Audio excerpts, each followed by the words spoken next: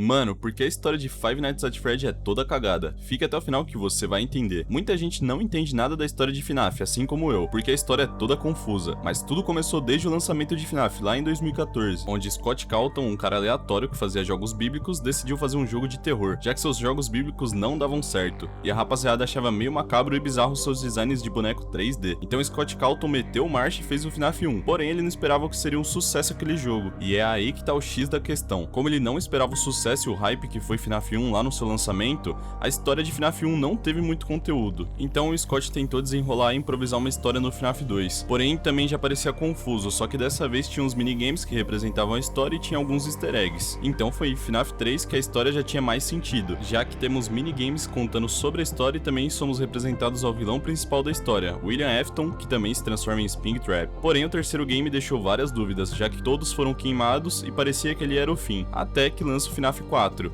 e vem várias bombas, como a famosa mordida de 83, a caixa preta mostrada ao final do game e também várias teorias bizarras, e por aí vai. Lembrando que o FNAF 4 era pra ser o último da franquia, mas com tantas dúvidas e teorias o Scott vai lá e lança mais um game. Porém, dessa vez o novo game de FNAF não vai ter número, e ele é chamado de FNAF Sister Location, e é aí que a história fica cada vez mais confusa, com vários animatronics novos, nova história, nova linha temporal que é alocada, e parece que a história vira de cabeça pra baixo. E por fim a gente tem o FNAF 6, que encerra a história do game. E por um lado, eu acho que é o único que dá pra entender e interpretar a história 100%. E também eu acho que é um dos melhores jogos de FNAF. Eu sei que muita gente vai discordar, mas eu gosto bastante do FNAF 6, apesar de ser extremamente difícil o final verdadeiro. Mas aí você se pergunta, e o FNAF Help Wanted e o Secret Breach? Esses eu não vou nem comentar, já que ele foge totalmente da linha temporal, muda bastante coisa, várias partes da história são alteradas, e eu não considero praticamente ele da linha principal de FNAF. Pra mim, FNAF começa do 1 até o 6, mais a adição ali da Ultimate Custom Night. E também temos os livros de FNAF, porém também são muitos, e bota muito nisso aí, hein? E também são bastante histórias diferentes, que eu não sei nem como que encaixa, já que o Scott falou recentemente que os livros fazem parte, depois não faz parte da história, então, mano,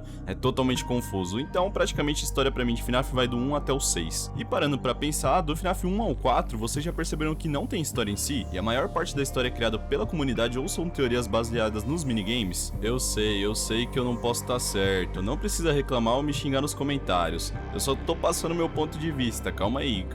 Eu também não manjo muito da lore, como vocês podem perceber, mas tô comentando minha experiência que eu tive durante a trajetória inteira de FNAF, já que eu acompanho desde o lançamento. Se você também não entende nada da história de FNAF ou acha confuso, comenta aí nos comentários e deixa aí sua experiência, vou estar respondendo todo mundo. Curta esse vídeo e não esqueça de me seguir, e manda pro teu brother que também acha que esse jogo é muito confuso.